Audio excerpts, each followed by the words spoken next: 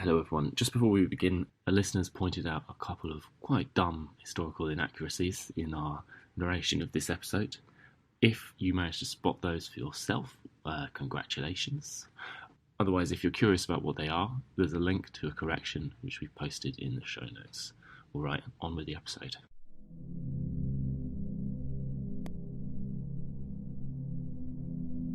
The water is lapping around his ears. The sky is a depthless, impenetrable whiteness.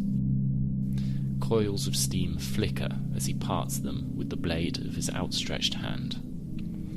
The February night has dissolved into radiance, into light. He is aware, first of a sudden presence, and then of his elbow slapping against a broad back. There is a grunt, and Ivan Pekarsky abruptly turns, water in his eyes, to meet a scowl of contempt on the face of a middle-aged woman in a bathing cap. He splutters an apology, and, too embarrassed to recommence his backstroke, ineptly paddles towards the almost hidden mass of the changing rooms.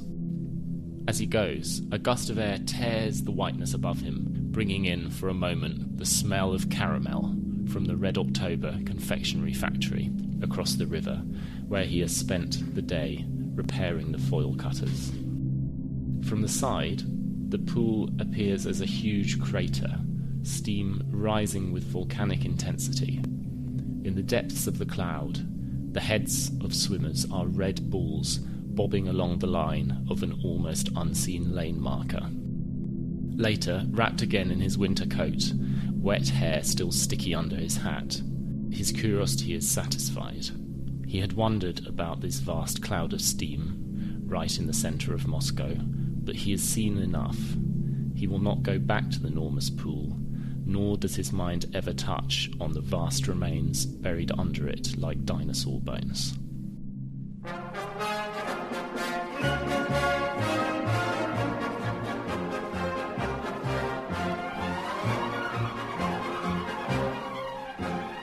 Как родная меня мать провожала, тут и вся моя родня набежала, тут и вся моя родня набежала.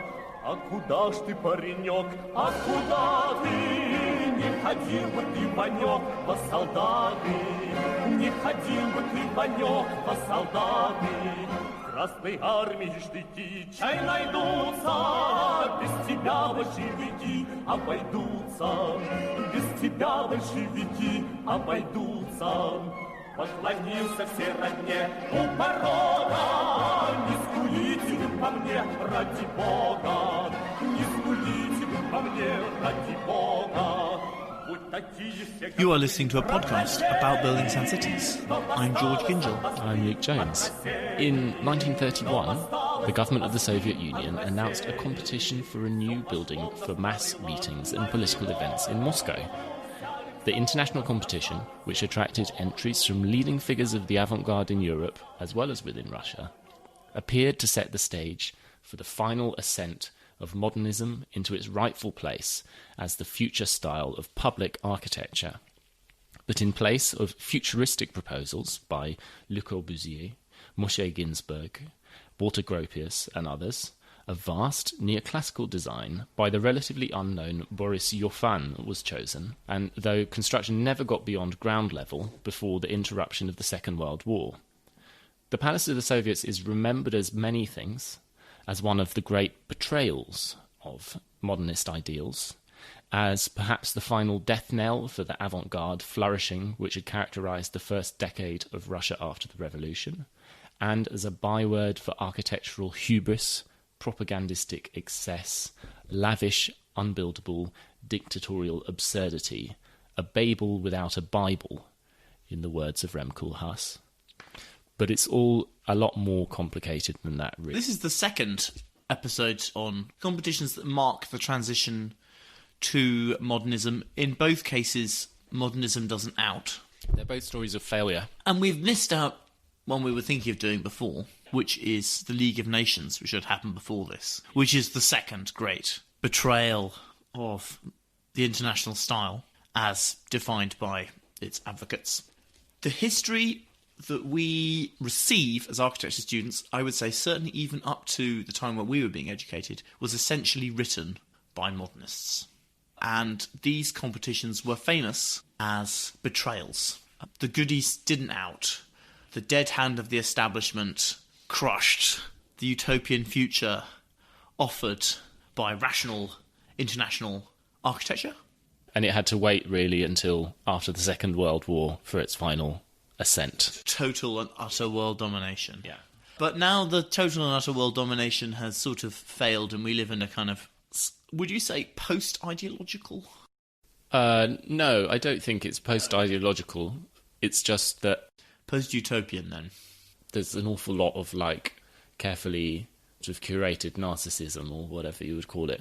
Okay, so post-ideology with the exception of narcissism. Yeah, oh, right, so in terms of architectural ideology. Yeah. I think the world is... No, sorry, No one's going, you've got to build with square windows because otherwise the proletariat will remain shackled for eternity to their dirty toe rags and peasant ways.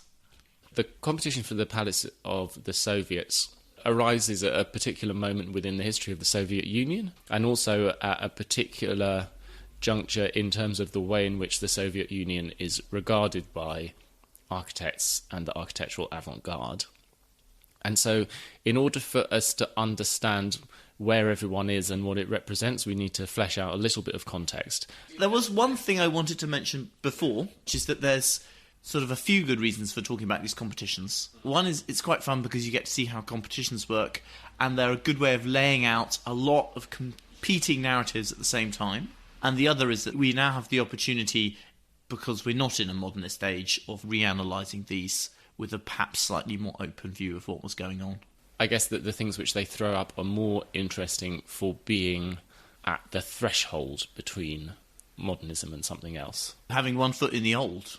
The late style it's not necessarily good, but it's interesting. Yes.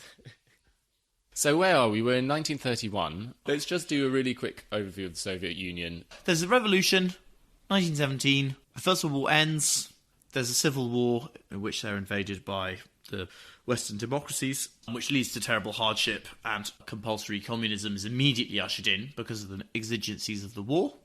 I.e. everything is essentially a total command economy, a command war economy. Then, after that's settled, there's a bit of a utopian pause when there's a struggle for different models of how they're going to progress towards communism. There's experiments with some free market reforms. There's experiments in all sorts of directions in policy and culture. The avant-garde is thriving. Other things are thriving too. It's not the sort of monolithic single view of everything. While this is going on, there is terrific shortage and hardship. Lenin dies at the beginning of 1924, and over the next sort of 7-8 years, there's a struggle, first for who's going to be the ruler, the dominant faction within the Communist Party, and then the formation of the Communist Party line, as in the orthodoxy. And this will gradually come to bear on architecture. It comes to bear on everything. It's funny to think of it now, but Stalin was initially viewed as a moderate and a compromise. Well, that's how he presented himself.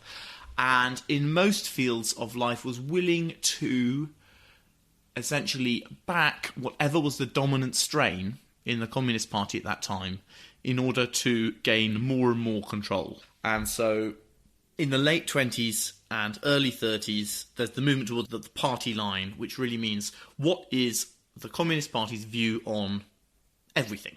And these are being formed dialectically in good communist style, but they're pretty soon going to harden up, and by 1933, it's formed and nothing is going to change. And there is really the end of this period of experimentation. And we're going to be Stalinist economy, social realist art, and Stalinist architecture. So to say just a few things about architecture within the Soviet Union during that first decade and a half, there is quite a lot of material for new categories, new typologies of building in the context of these experiments in sort of new social, new living, collective living of various kinds, new types of buildings which are demanded by the new society which is being created, kind of workers' halls and sort of, all the facilities for the new society. And also there's a revolution in formal terms, embracing all sorts of different strains, but particularly a kind of heroic iconography of industry and sort of dynamism and things like that. And we can go into those a bit in the context of some of the individuals who come to enter the competition. Also, in the context of this broadly pluralist moment, there are lots and lots of different architectural societies which are going on. Being good communists, you don't want to be a kind of lone individual. You want to be part of a sort of corporate effort of lots of like-minded, soldiers of the people.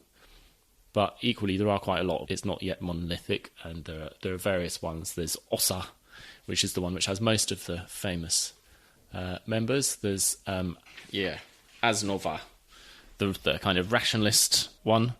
There's kind of fairly late on, there is Vorpa, which is what becomes the kind of Stalinist anti-avant-garde organisation.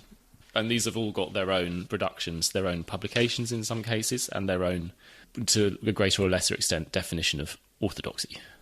So these are groups advocating particular styles. Yeah. And everything is political. Everything is political and explained through Marxist-Leninism. Yeah. Just like it should be, shouldn't it? Just like it should be. Everything is dialectical Marxist-Leninism, and my God, did they... If you really want some proper bedtime reading, there is no end of immensely tedious discussions. All these people just wrote. So one of the ways you argued in this period is with volume. I don't think that's completely gone away, or rather, I think that one of the weapons of extreme Trotskyite factions throughout history is the ability to sit through a 5-hour meeting on a weeknight. Which one of the Mitfords say the problem with socialism is it takes up so many evenings? Yeah. So let's sort of pull out a little bit in Europe. As I think in our survey of the Chicago Tribune, we probably got into this a bit, that there is an avant-garde. And, I mean, looking back at when we were talking about Bruno Taut, that moment immediately after the First World War was a moment when there were lots of different kind of avant-gardes, and it was really not clear whether one would triumph, and if so, which one it would be. By the early 20s, it's really clear that it's international modernism, the international style, an architecture which defines itself with reference to new techniques of industrial production, a kind of rhetoric of efficiency, of directing scientific methods towards the solution of social ills. But that doesn't mean that anyone outside of architecture is all that excited about it. Actually, the amount of modernist building which is going on as a part of the kind of whole is a relatively small proportion, isn't it? Almost no big buildings. Yeah. Le Corbusier hadn't done a big building. No. Had any of them done a big building? Were there any big modernist buildings at all? I mean, apart from the odd sulfuric acid factory or expressionist cinema. Yeah, there are things. There are some housing projects, big exhibitions, but it's not a house style anywhere. No. And also, it's very quick.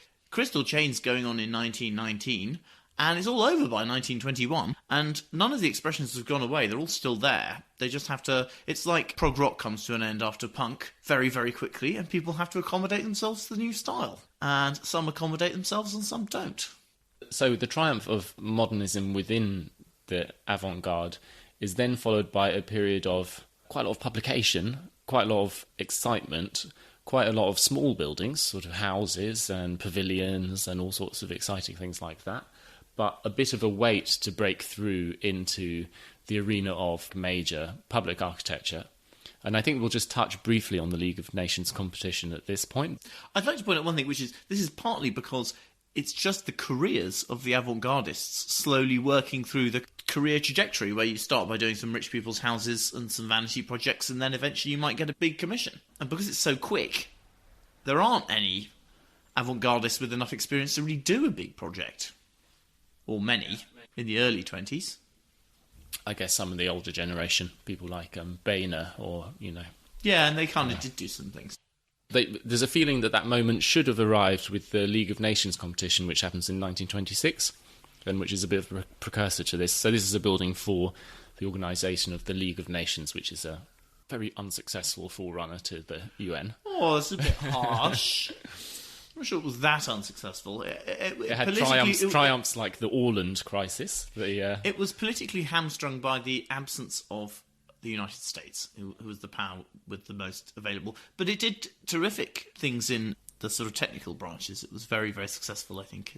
This is completely irrelevant what we're talking about. I would deny it was a complete travesty, which lots of people suggested. It did a lot of good work. Yeah, anyway, so that was this previous big competition, and there were two very prominent successful entries, one by Le Corbusier and one by Hannes Meyer, who I think might have done a large building. No, not quite yet. But he dies a bit earlier, but he also got into the odd big building around now. He's a bit more advanced than Corbusier at this point in his career. He's a bit older. Should only be doing more stuff in the 1890s though. He's like a bit of a hipster Corbusier, you know. He's like the if you're into the deeper cuts. If these guys are just way too... First you go Le Corbusier, he's great, and then maybe like Alvar Aalto or Leverance or something. Yeah, what the hell are we talking about? Oh, right, so the League of Nations, they have a fantastic jury which has a member from every single country. The whole thing is deadlocked. In the end, they give no first prize but 9 second prizes. But it's felt some of the entries which have best met the brief are the modernist ones, and there is a bit of a kind of clamour, certainly from the avant-garde, to recognise and award one of these entries in the new style. And there's a famous interpretation of this competition in Siegfried Gideon's History of the Modern Movement, Space, Time and Architecture. Seminal book I haven't read. Yeah, I mean, it's like 1,000 pages. Which is a big category. It's nice to dip into. But essentially, the story, as narrated by him, is that what the League of Nations ends up with is a kind of classicised dressing up of the essential plan form of Le Corbusier's entry. So there's a lot of bad feeling about the result of this. There's a feeling like these kind of dry, fusty old academics have unfairly done modernism out of its rightful first big building. This matters because, first of all, the kind of farrago of the League of Nations competition is one of the big impetuses, or gives a kind of energy to the creation of an international organisation for modern architecture, CIAM, the International Congress of Modern Architecture, which forms to kind of promote the interests of the avant-garde in a collaborative way and to work on kind of significant problems, the problems associated with the city and with technology and things like that. And also because it means that doesn't become Le Corbusier's first big public commission. Rather, his first serious large building is a building in the Soviet Union, which he is awarded in 1928. The Centro-Soyuz building, which is the central... Was it the central planning of commerce building or something like that? What is it? Well, the English translation is usually that it's the Consumer Union, which doesn't make any sense. Yeah, the Central Union of Consumer Cooperatives. It's like a very big office block. I mean, I've told that whole story in a rather meandering way, but what happens during this late 1920s period of modern architects feeling like they have something big to offer the world, they are the coming thing, they are the image of the future, and that they are battling against the reactionary force of academism. Which actually is not really fair about what's going on, because, I mean, the house style in the UK is Lutyens at this time, which is not at all fusty, but is very classical. The main competing style is a classicism which has developed modern planning and massing and sort of stripped down detailing, and is very free and sometimes slightly strange and eclectic. I guess you could put Lutyens at one end, but someone like Pleçnik in Yugoslavia at the other, of this sort of really strange, very free, very late classicism. All of this together gives the Soviet Union a certain status in the minds of European modernists at this moment. I imagine in the present day, perhaps it's a little bit like the way we might idolise Chile or Japan, or the way in which Dutch urbanism was thought about, remember, in the noughties, the place where they're doing it right, where lots of great stuff is being built and it seems to be easy to get great commissions. We're sort of closing in on 1930 and the Soviet Union looks a bit like the promised land to European modernists. You can see how these slightly frantic ideological movements would have intercompatibility. They see themselves in opposition to everything before, regardless of what it is. Everything is very much dualistic terms. Past, the fogies, bad, corrupt. Europe is being dragged down, chained to the shackled corpse of feudalism and silly hats and uniforms and the polluted air of our industrial forefathers. And there's this bright white heat of scientific socialism, rational, functional buildings, bright light air. You can see how these sort of ideologies are more intercompatible than either Fordist commercial functionalism, which was quite popular in the Soviet Union, and some of those guys entered this competition, or the old order. It's not just that it's going on over there, but it also happens that within the context of the first 2 5-year plans, beginning in 1928, a certain number of European modernists are invited over to come and work as architects in the Soviet Union and to kind of contribute to this enormous building effort of new cities and new factories and new facilities of all kinds. Although there's some pretty distinct phases. At the beginning, there is genuinely a variety of architectural forms being employed, but by the second 5-year plan, they are politically sympathetic technical advisors trying to get involved in the great advancement. I don't know, maybe we can throw them in now, but there's an article got by a French architecture historian called Anatole Kopp, reproduced on the excellent Charnel House blog, which has some fun stories in it. I like this story about a very long-suffering Dutch architect called Mart Stam, who was accustomed to working with these extremely precise, very, very technically qualified Dutch bricklayers, and who suddenly found himself in Magnitogorsk having to supervise the execution of a project by Kyrgyz shepherd girls, none of whom he could communicate with. And the only none of whom had ever really been inside a building before. No. Yeah. Being nomads. And his only translator couldn't understand any of the drawings. The entire nation has been organised on military lines, so everyone is like a private in the army. A photograph of even further east than that. Housing blocks, low-rises being built, and everyone living by stringing their tents in between them, and the houses being used for animals. So it sort of rose like a goat looking out of every window.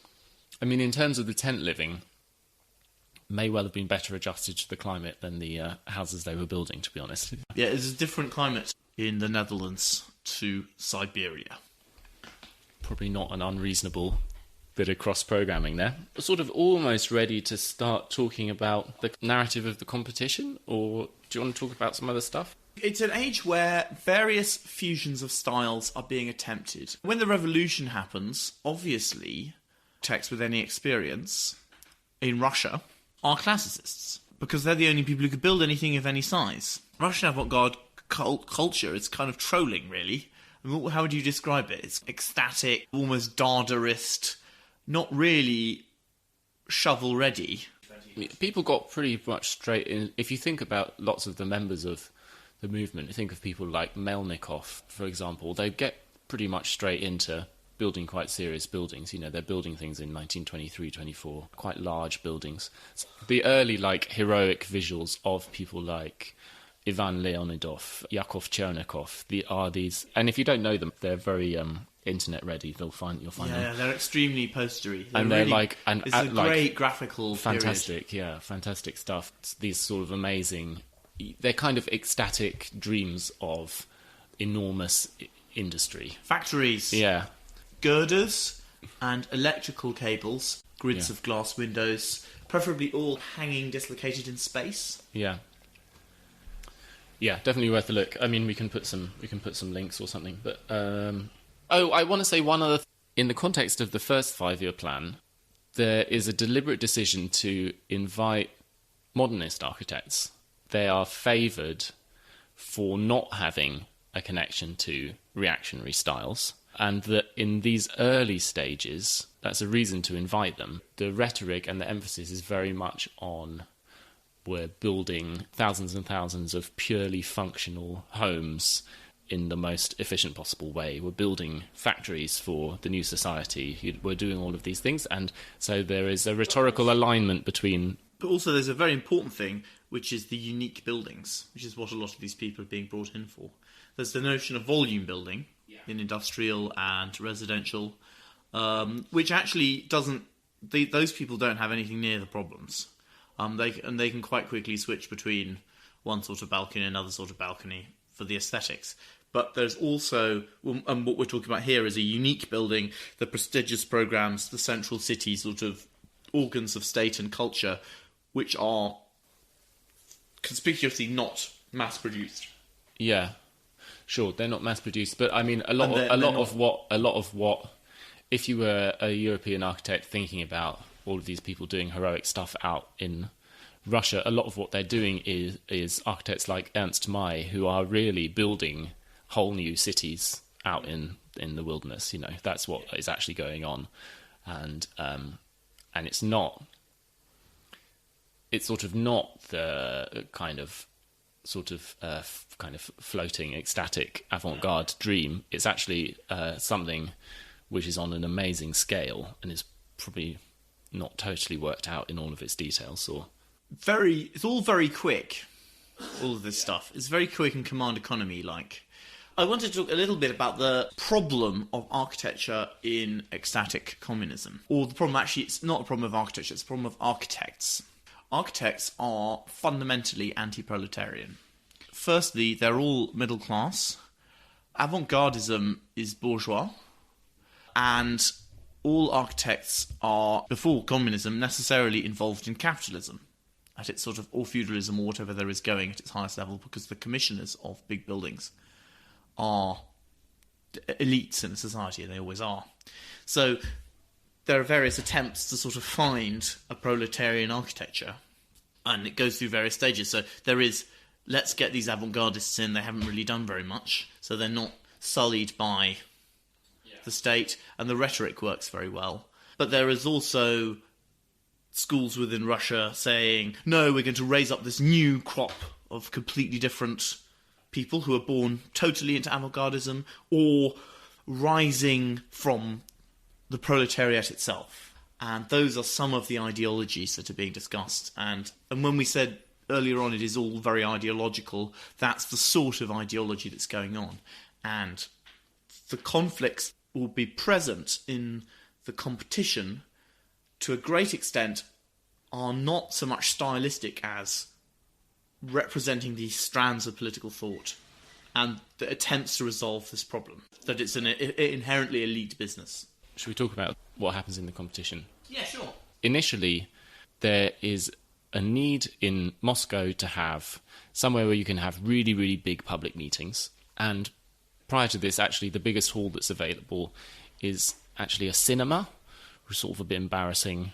You need somewhere purpose-built for these really, really big meetings. We have speeches and you can have all kinds of political goings-on and different things. And the brief which they arrive at is that they need a meeting hall for 5,600 and one for 15,000 people. Competition goes through a series of stages. There are, in fact, 4 discrete stages to the competition. Sort of around early 1931, a committee is formed, of course, to go forward with this project. And initially they decide on a site which is just to northwest of Red Square called Okhotny Ryad, and that's the kind of working site for the first month or two of the project. And then in some nebulous way, which is sort of not really clear, the site changes to a site which is still very central but to the southwest, which is the site of the Cathedral of Christ the Saviour, which is a big It's really, really big. I think, it's a enormous church in... It's the tallest building in Russia. And it was also only finished about 45 years before. The two sites are very well placed. The cathedral site's probably slightly better. It's on the river. It's very dramatic. But they are symbolically a little bit different because the first site is the market. It has no particular symbolic significance apart from its location, whereas the second site was then occupied by one of the great monuments of the late Tsarist period. And, absolutely full of... It had an enormous gold statue of Alexander II, I think, outside it. It's a reformer. The guy who put up that statue had him assassinated. I mean, that makes more sense than you would think. Pretty standard absolutist politics. And so this decision that it's going to move to the site of the cathedral and obviously involve the erasure of the cathedral was a demand which had been made by various members of the avant-garde, in particular the organisation Asnova, for some time. But it would be quite consequential for what the Palace of the Soviets would become. And most obviously, it means that something which could, in its original form, have been framed as quite a pragmatic building, we need halls of this size for this function, suddenly becomes necessarily a sort of symbolic replacement of a Tsarist symbol with a symbol of the new society. And in the fevered political atmosphere, where everything is very symbolic and most of the people everyone is discussing on equal terms in committee, which is totally political, you can't have something smaller than the cathedral. It has to be much bigger and much more monumental than what had previously been the biggest building in Moscow. We're going to see how all of that works out. They blew it up, by the way.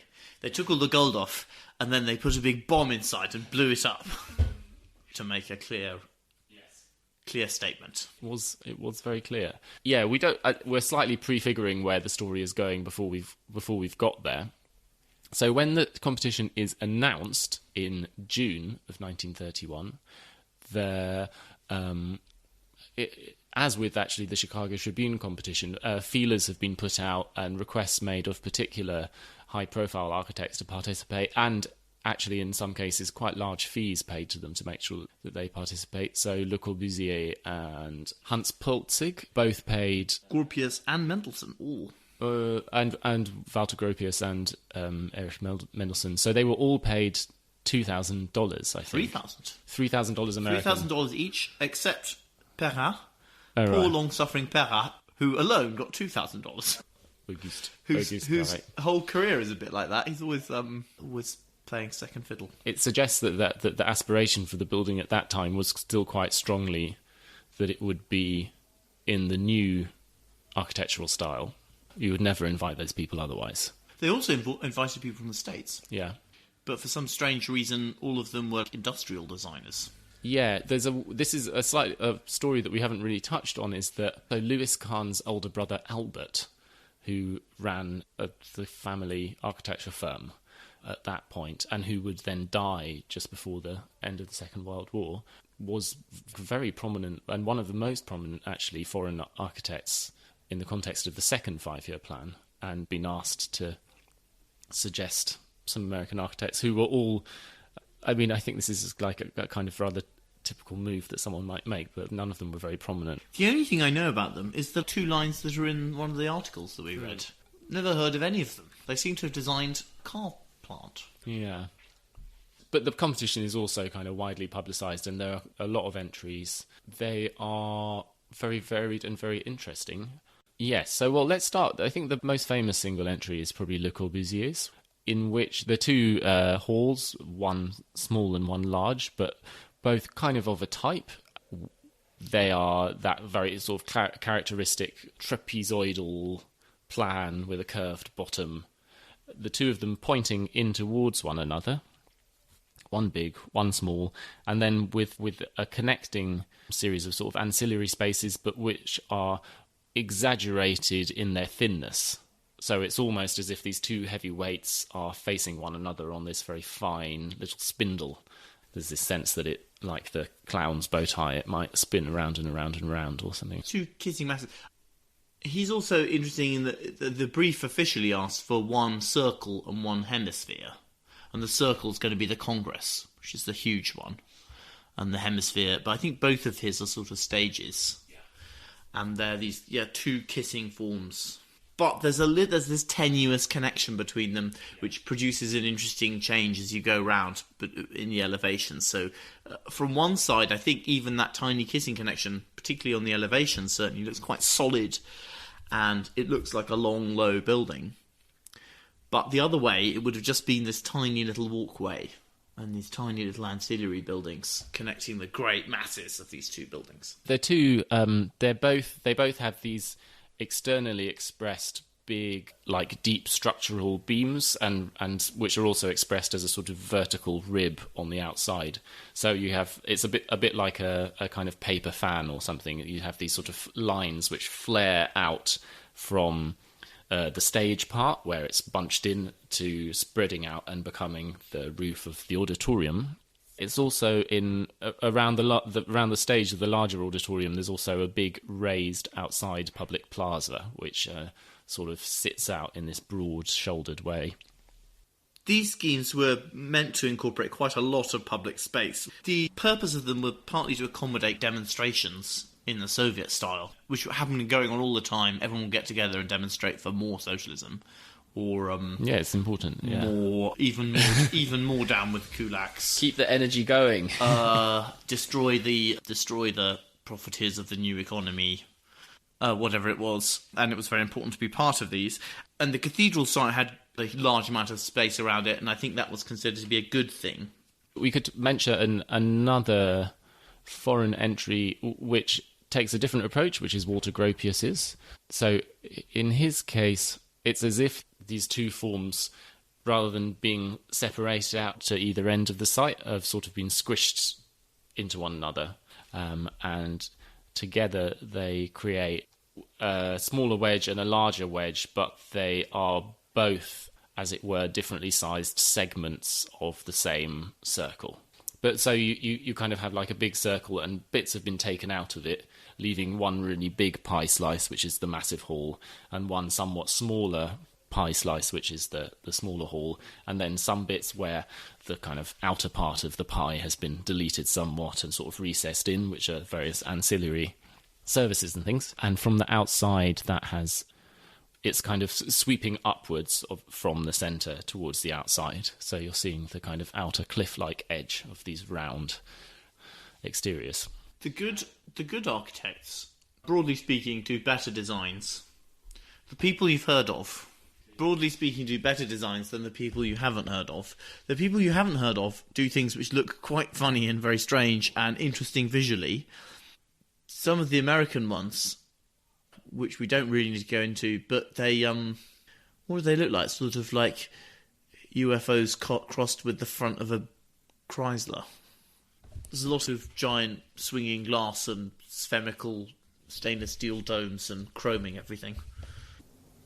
Pleçnik's is quite a strange one. It is, so the first two that we've talked about, both expressed as these really super massive primary bits of geometry with some slightly kind of industrial styled kind of sweeping girders and other things. Whereas in Pleçnik's, the facade is modulated with this vertical, sometimes horizontal banding, which is a tiny bit kind of quasi-classical, and which brings... Quite quasi-late classical of American skyscrapers, or or a bit sort of bit chippy, bit David Chipperfield. Yeah, chippy. And one building is eye-shaped, kind of sort of teardroppy eye-shaped, but with kind of slight kind of cogwheel sawtooth profiling on the side of it, and one is this sort of strange distended teardrop, but which then has these arms reaching out to separate, taller pavilions. It's interesting because, unlike the other entries, the modulation of the facade gives it this sense of the human scale suddenly, and you realise that this is an absolutely enormous building in a way which I think is possible to miss in certainly in some of the visuals of the other competition entries. His visuals also do things like they tend to show kind of staircases. They have included, in some cases, motor cars, human figures. Include sort of entries include lots of biplanes and the odd car and the signifiers of great progress, or they are just stark masses on a horizon. Yeah. And they play on using the primary geometric forms and dressing them up, which means they do feel scaleless. They feel like they could be anything from the auditorium in a college to any size bigger than that. Yeah, you really lose the sense of how big they are. And they're very big, but they're not football-sized, stadium-sized at this point. Which other ones do you think there are? Do you know what Perret's one looks like? I've never seen it. Oh, is it that? Oh, cool. It's kind of like a giant Villa Savoie. Yeah. Yes, it is. That's exactly what it's like. It's like the Villa Savoie. With a bit of Opera Garnier and a bit of Opera Bastille sort of mixed in. Not necessarily in a particularly brilliant way. It has some quite strange features. There is a mixture of curtain walling, something which looks a little bit like a loggia, like a very stark modernist loggia. There is a colonnade around the outside, but also with some slightly golden tinted curtain walling behind it. And then the whole thing is topped with this big cylinder with this kind of band of curtain walling. It's really a project out of time. It has bits of sort of 70s Eastern Bloc architecture about it. Or even a really terrible 80s, not quite Pomo yet. Yeah, it has some of the early and sort of slightly less regarded OMA projects look a bit like that. Or I actually think, although I think Perret, or however you pronounce his name, is a pretty good architect, I think this is a terrible, terrible project. Not a great one. Not a great one. If they built that, it'd be really bad. Mm. Should we talk a little bit about some Russian entries? Yeah. So I'd like to start with Moshe Ginsburg, who is one of the big avant-garde figures of this point. He's the head of OSSA, which is the most significant, most constructivist, most forward, most avant-garde of the organisations. He has like a really interesting building during the 1920s, which is called the Narkomfin, which is a collective housing project, which is one of the most significant surviving examples of these new typologies kind of arising out of the kind of utopian ferment of the early Soviet period. So it's a building for communal living. There were individual rooms for living in, but there are kind of communal kitchens and there are other communal facilities. And the whole thing was, it's like a kind of total vision. It's like totally detailed. Everything is sort of, there's a kind of total execution of this alternative. And it's amazing because it is a constructivist building built, of which there are a few, but half a dozen or something. Yeah, so it's very much on the like heritage at risk list. I think it's sort of, but it hasn't all of these. So anyway, so he's like a very interesting figure, and his entry for the Palace of the Soviets is pretty wild. The main central bit, which appears in all of the imagery, is a slightly tall sci-fi jellyfish without tentacles, as in it's this huge slightly pointy dome of clear glass into which is something which looks a bit like a kind of heat exchanger with arch domes supporting it. Very much 60s electrical component in this sci-fi dome. And then there are a collection of rectilinear buildings, and I think in the core of the dome, suspended, is the mega Council of the Soviets. So it's unbelievably vast. This is a dome. It's a glass-skinned dome containing this hall for 15,000 people seated in the round, and it's very sci-fi, and it's I think it's one of the most literally futuristic looking of the entries, in the sense that what it looks like is something people were coming up with things in the 60s which look a bit like this. These very kind of flattened. It could definitely grace the front of Amazing Stories. Or, like the way in which the surfaces are very unmodulated. Everything is this kind of single plane of the skin within which there are like ribbon windows and kind of ribbons of glazing. Also these vast like flattened arches which are supporting the base of the dome and sort of running up. So everything, in a way, it's sort of looks quite similar to the sort of slightly barcodey kind of curtain wall buildings, which are built quite a lot now, where you have opaque panels and opening panels and glazed panels, but everything is within this kind of single silicon, unmodulated... Except they would never, ever be bold enough to use this particular shape of dome. No. That would be in a rectilinear building, and there's a lot more going on. There's a lot going on in that dome. It's got 4 major levels. One is composed of arches, one of slots, one seemingly just glass, and a solid cap. Yeah, 50 metres tall. Dome. Probably a bit more than that because it seems to be on a plinth. 60 metres tall. Big, but not also unimaginably big. It would be a huge building, but not the biggest building in the world. And I don't think at all unbuildable. I think the glass in the models and the drawings is immensely transparent. It's totally diaphanous.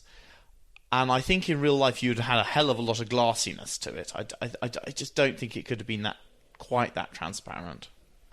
It's very cool. I wish they'd built this one. Because there's nothing like that in the world. Yeah, in some of the elevations, the transparency is played up to the extent that you can see sort of far within the depths of the dome the lower surface of the auditorium curving down like the belly of the whale in the... And it might, in the right conditions, it might have sort of happened. If you'd hung around as a photographer for a few months and caught the light just right on the right day. Yeah, like winter evening in the right way, I think you would get it. You would get it. Very early in the morning. He also has these sort of model photos or renderings in which it's shown almost as if it's the only building in the world. Like there's a tiny bit of the Kremlin, I think, shown in the foreground, and then everything else is just the flattened block pattern of the streets. So it looks like it's this very kind of lunar sci-fi thing on the abstracted surface of another world. It definitely would have had that campus thing that when you put... And in fact, many of these were, when you put a modernist campus in the middle of an old city, it is strange, because the order is completely different. I feel like we should talk about Melnikov because he's such an interesting architect. So, yeah, Konstantin Melnikov, the big buildings which come before this, there's an amazing house, which I can't quite understand how he managed to do this, but he built himself economic policy. He just built himself a house in the early 20s. It's the new economic policy. You could get paid for doing things. He got paid for designing a load of slab block housing schemes. He did them, and then he made this sort of cylinder house with these diamond windows. They're kind of hexagonal projects. Yeah, he did a whole series of these workers' clubs, which are very, very dramatic. There's the Rusakov, which has these... they're sort of auditoria, these overhanging auditoria, which are then enveloped, or partially enveloped and partially... protruding out of this curtain wall. Anyway, so he had... Oh, it's very sad, isn't it? I look at all these, and all of these are the buildings that, like, the internet is telling me every now and again are about to get knocked down. Yeah.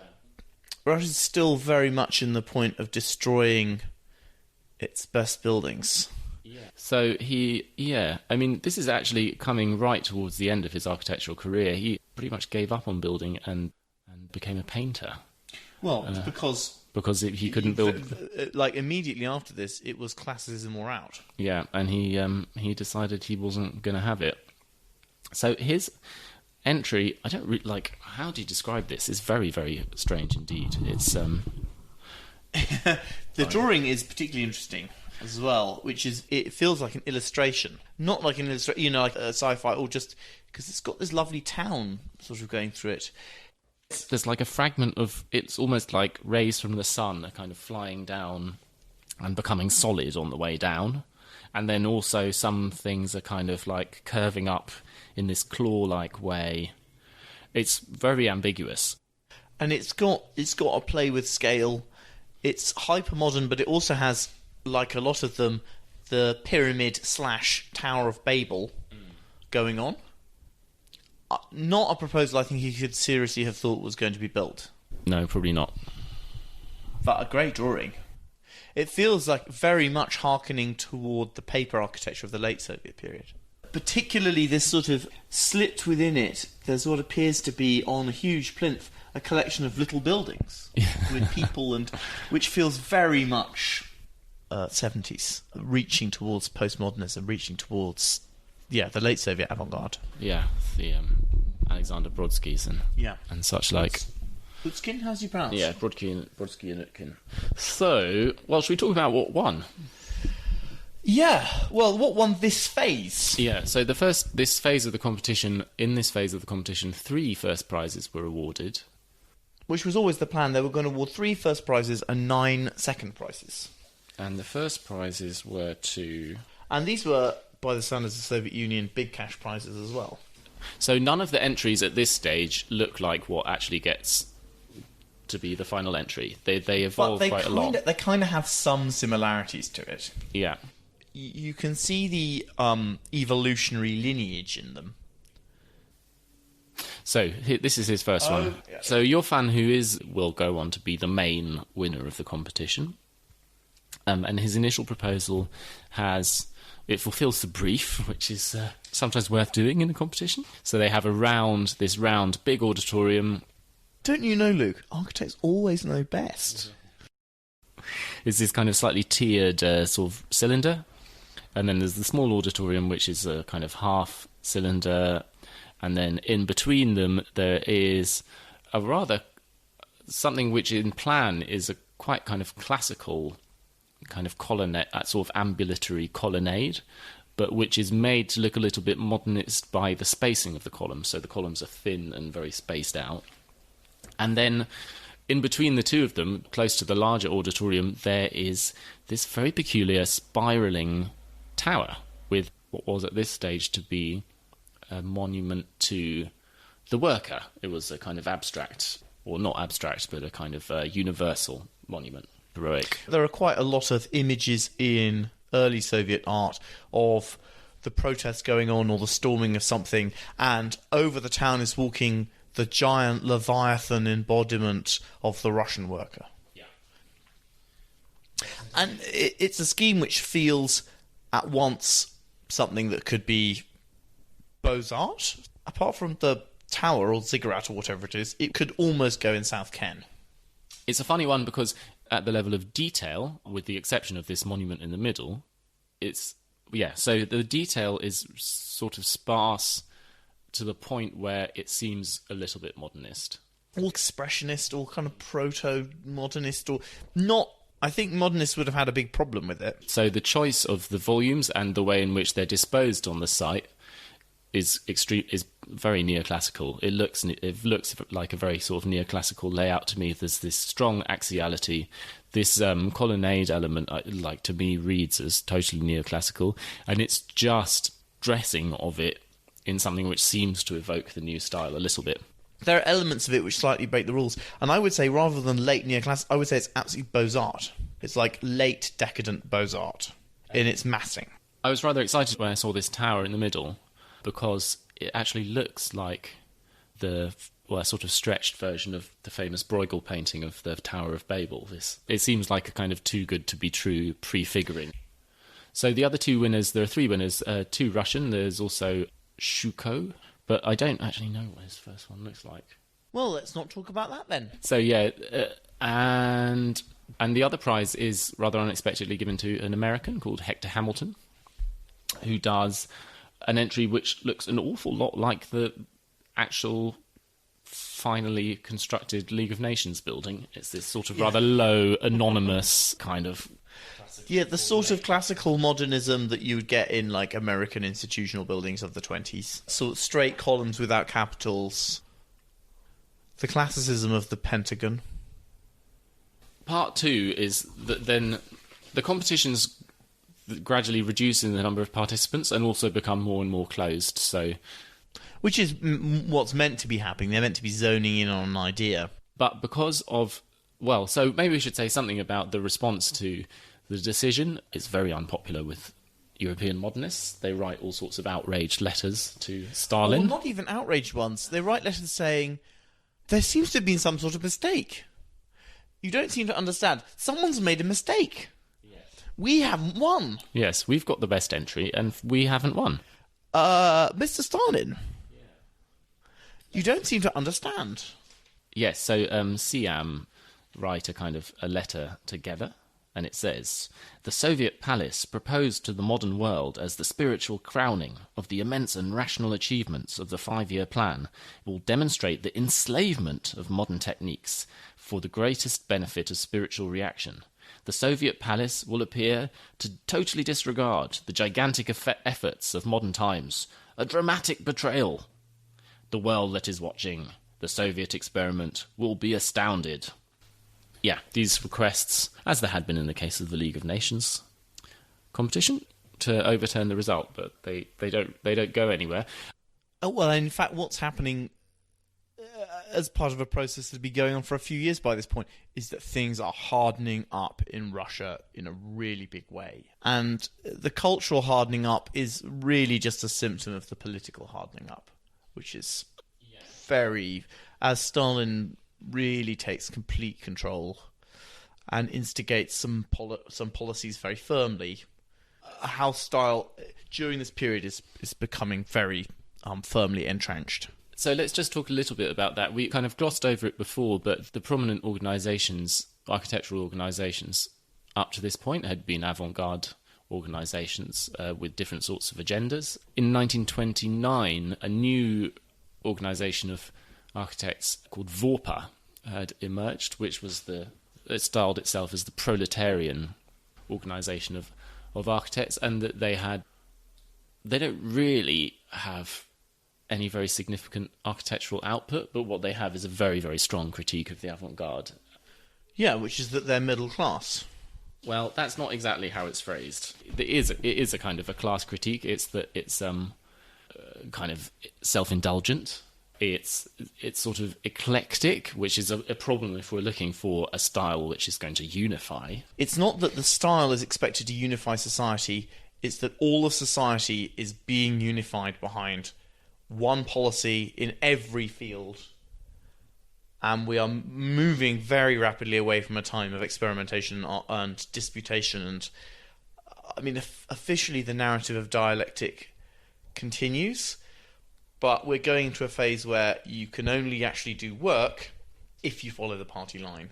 And a few years later, the consequences of not following the party line will harden up pretty dramatically. I think it's important to explain that it's not a case of Stalin laying down the law about everything.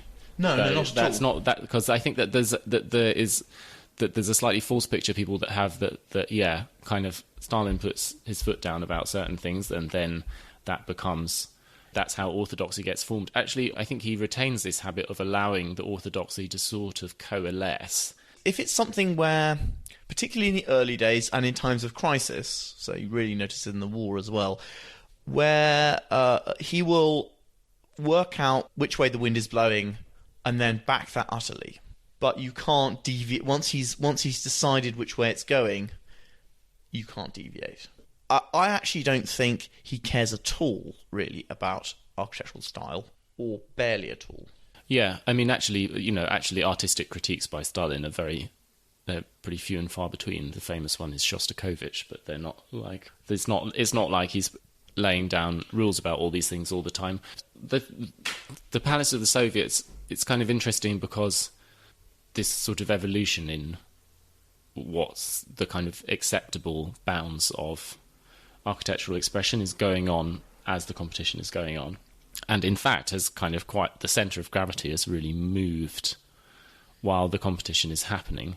And there are things which are within the dynamic of the competition itself which are shifting it, and then there's also a broader context which is dragging it. And we've alluded to the fact that the site of the competition has moved to like a very symbolically significant site in which the Palace of the Soviets can't be a pragmatic building and has to be a symbolically laden kind of building.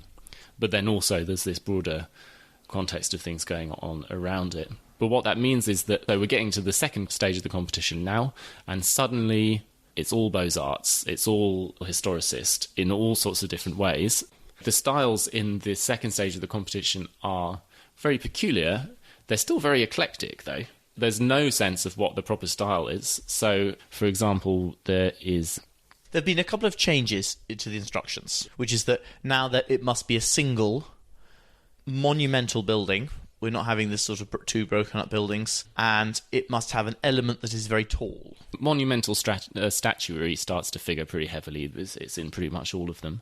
So we've got this entry, for example, from Golosov, which is like, I mean, what does that look like? It's another great big cylinder, although it's one which suddenly starts to look like a kind of ancient monument of some kind. And it's fronted by an enormous pointing statue. Of Lenin, pointing to the Kremlin. It was meant to be a statue pointing to the Kremlin. That was one of the competition briefs. Yeah, they do different things. I mean, so then... Well, it doesn't mean they listen to it. Then the entry of Shuko and his partner, Gelfrake, is essentially like the Doge's Palace in Venice. I thought this was a good idea, except 10 times as big, maybe not 5 times as big. Like, absolutely enormous. And it, like a little distance away, there's this sort of enormous column on top of which is the mandated monumental statue. Yep.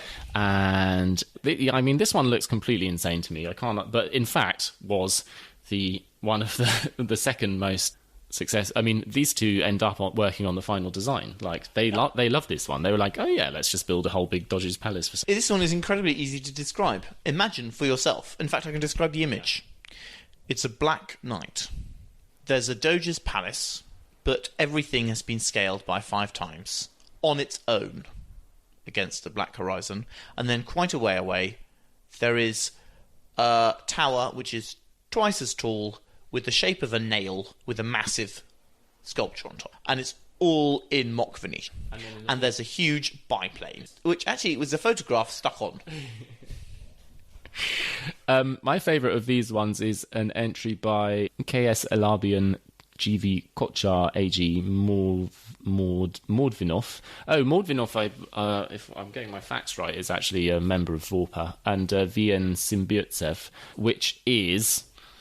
I mean, how do you describe this? It's like a sort of like rounded lozenge turned into a stepped pyramid.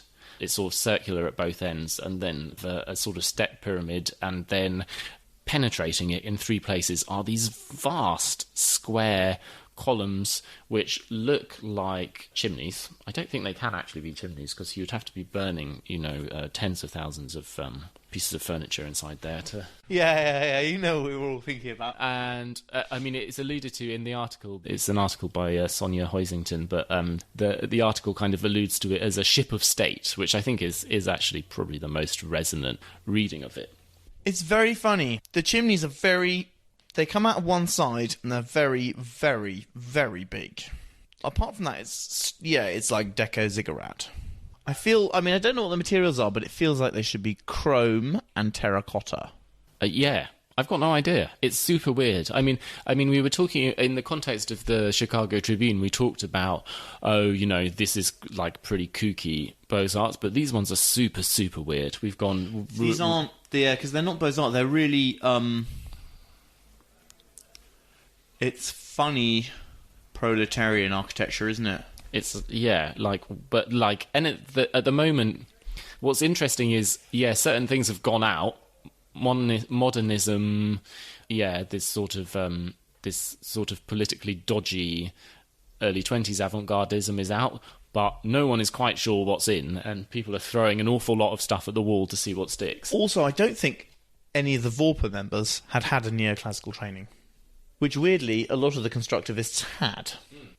A lot of the Constructivists had gone to architecture school during the Russian Empire and had been taught how to do orthographic drawings of the head of Socrates. Yeah. Well, little tangent. So I went to see Alexander Brodsky talking about his own architectural education, which would have been in the 70s, I think, in Moscow. And his teachers were, at that point, very old constructivists who taught a rigidly classical architectural education, doing beautifully shaded drawings of the bust of Socrates and all of these sorts of things, yeah.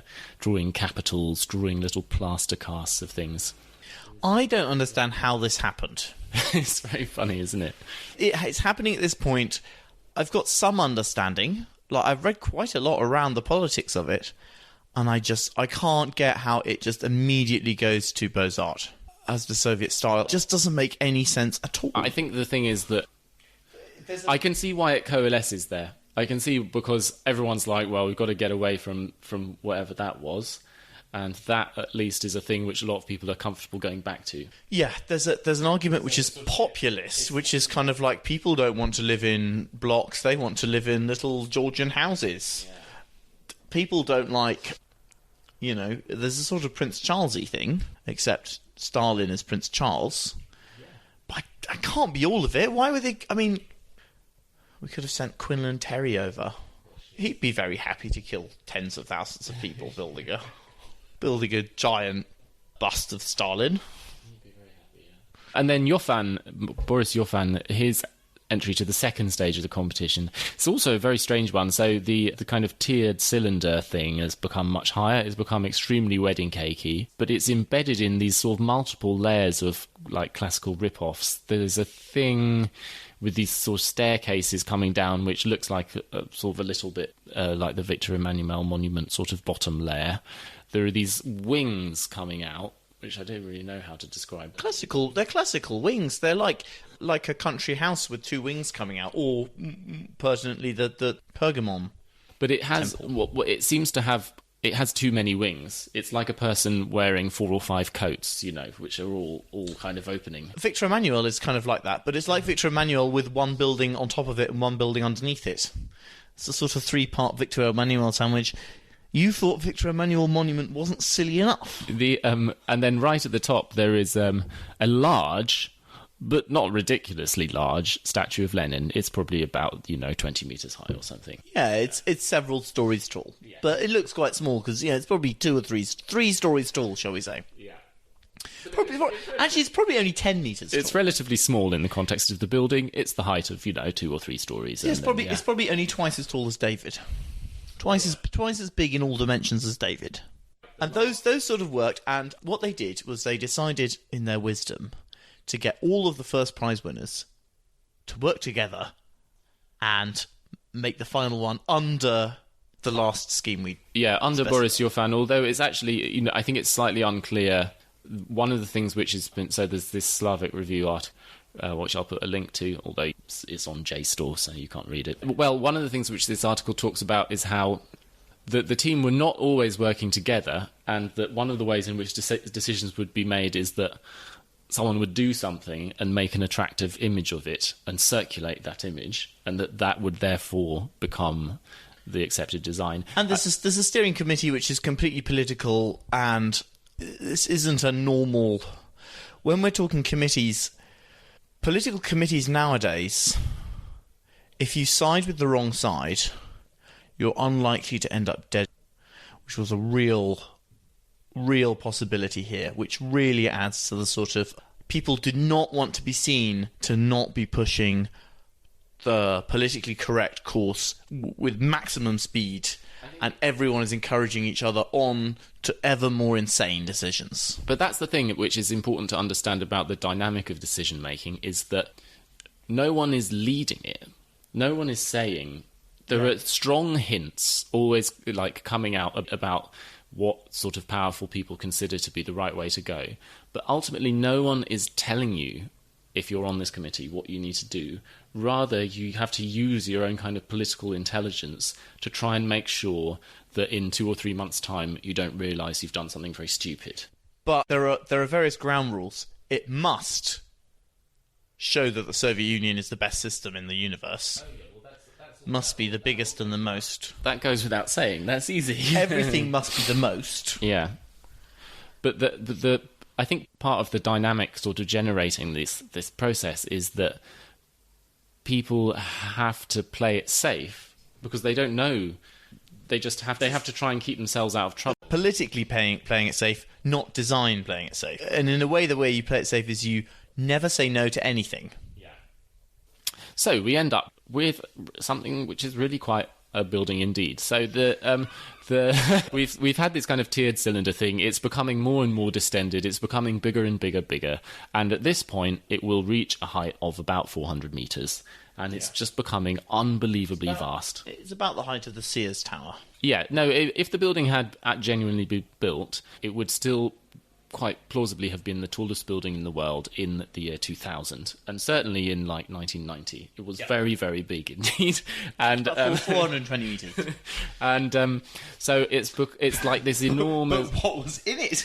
It's this enormous... People talk about it as a wedding cake, and absolutely it looks like a wedding cake, but a wedding cake that is half a kilometre high. And it's topped... At a certain point, the statue of Lenin on the top goes from being merely rather a large statue to being a statue which is 100 metres tall. And on top of a 300-something metre tall like 400 building. metre. Like the statue is so big. Well, the thing is that because the project never advances beyond the foundations, the actual final form is like a little bit nebulous, but I've definitely seen the building without the statue described as being 400 metres tall. I think we should describe other things about... So it's in basic form, if you look at it from the outside, it's from the front. So we're looking at the front. You've got this as a plinth with lots and lots and lots of stairs going up. 7 or something, flights of stories of stairs to get up onto the plinth. And then on that is a giant armed Greek temple, but hugely too big. And then on that stands the Tower of Babel. And then on top of the Tower of Babel, which goes up to a real point, is a 100-metre tall metal statue of Lenin. Yeah. I mean, even the temple, the sort of lowest tier temple bit on its own is just like enormously high. I mean, that's 60 or 70 metres high. That's so big. That's like a normal 20-story building. Yeah. Like it's the height of a large apartment block. Yeah, above the plinth, which in itself is like 5 stories tall. It's mountainous, and also on the outside, although it's not totally clear how all this works, you can kind of circulate up the outside. It would have been unbelievably windy. Can you imagine being on it in winter? And also, one hell of a climb. I mean, there were meant to be these giant lifts that would take you up the middle, which could take 60 people at a time.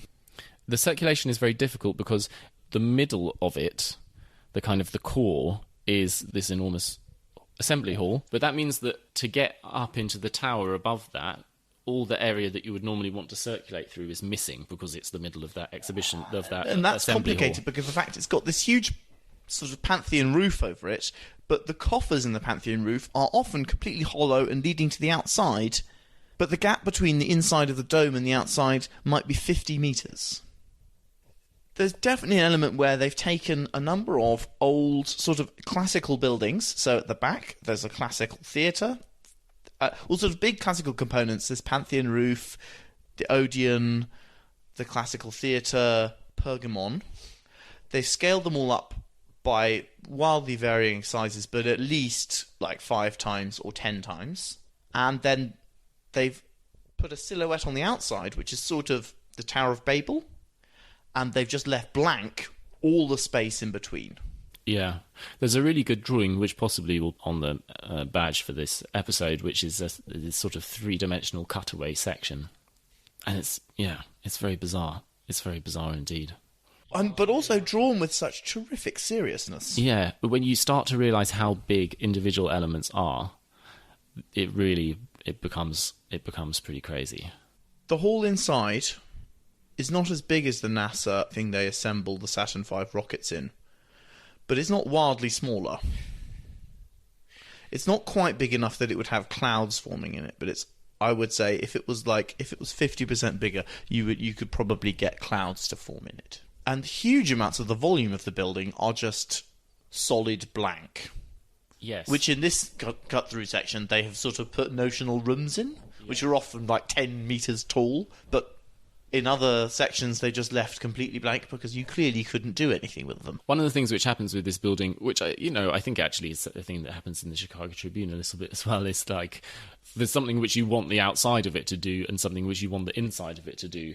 And the two do not mesh comfortably together. So the monumental requirement of the outside is for this thing which is just unimaginably big, and then to find things to go on the inside is a bit of a struggle. So they, particularly in the really strange shapes that between the two cutouts.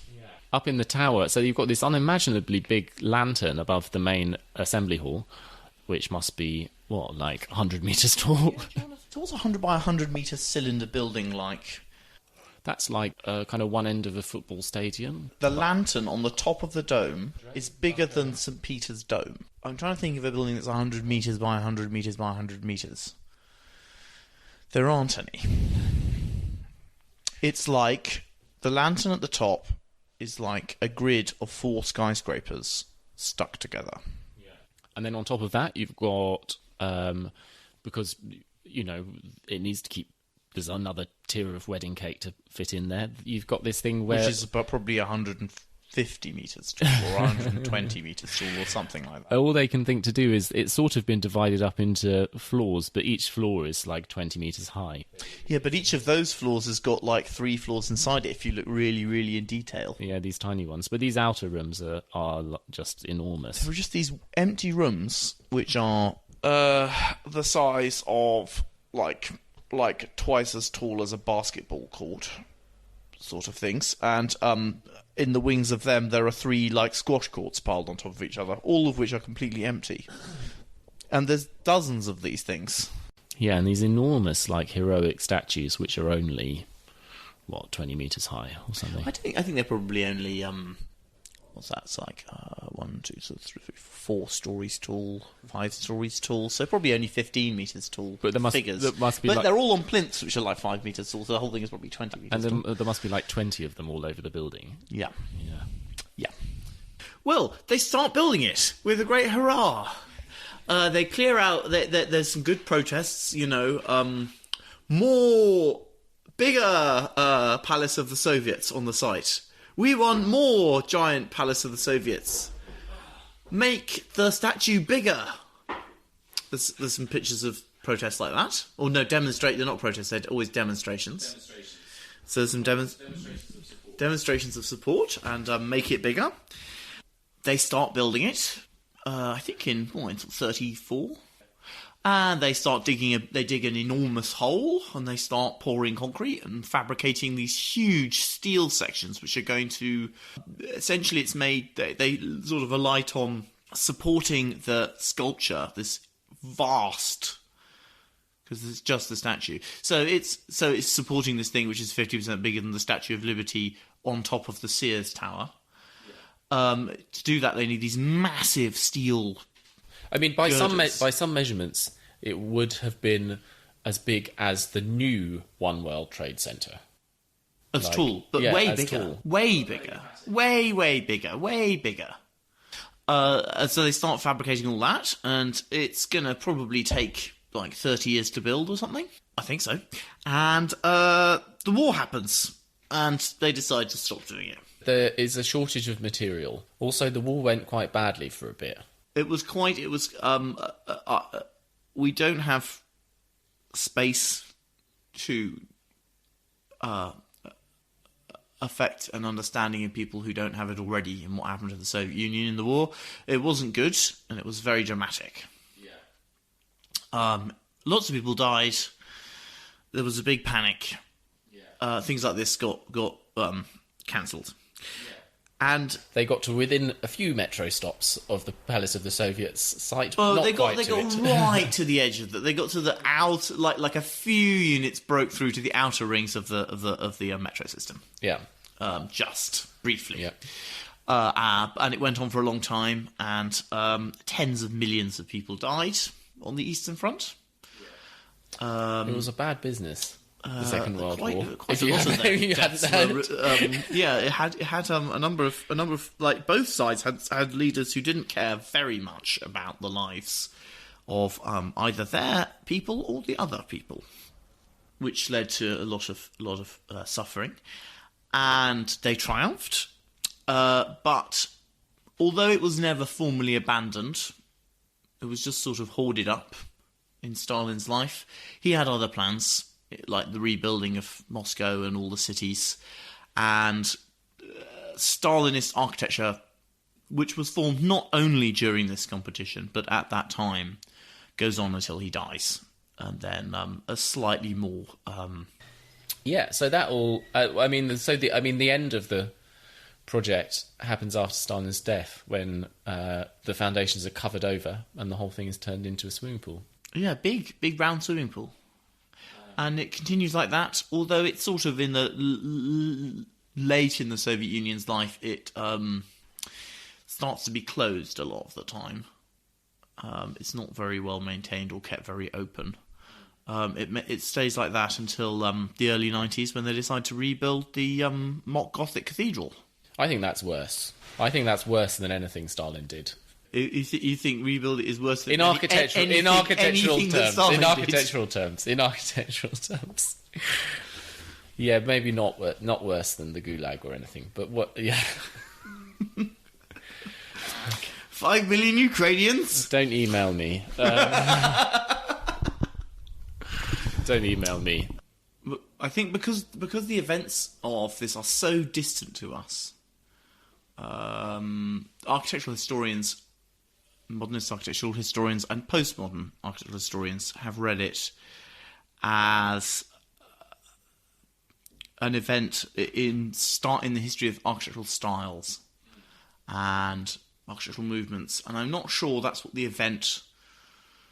I'm not sure that's the best way to realise it. It's not exactly the same as people building a pyramid or, a Chinese emperor deciding to lacquer the walls of, Chang'an. Because it's in the modern world, and because there's this sort of intervention of these international schools of design. But I would say it is a political event of that sort of nature, where something is being driven by an almost political hysteria. Well, yeah, so, I say it every time, but follow us on various social medias. If you find any one of them, you'll find all the other ones. We're about_buildings on Instagram. And, send us emails. People occasionally send us messages to say, why haven't you done a podcast for 5 or 6 weeks? And there are various reasons for that. Mainly my fault. And yeah, we're kind of grinding grimly on, but it's the first 5-year plan. It's good, yeah.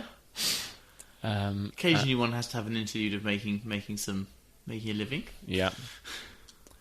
Yeah. I don't know. What else? Be comradely. Yeah. Be comradely. Be nice. Yeah.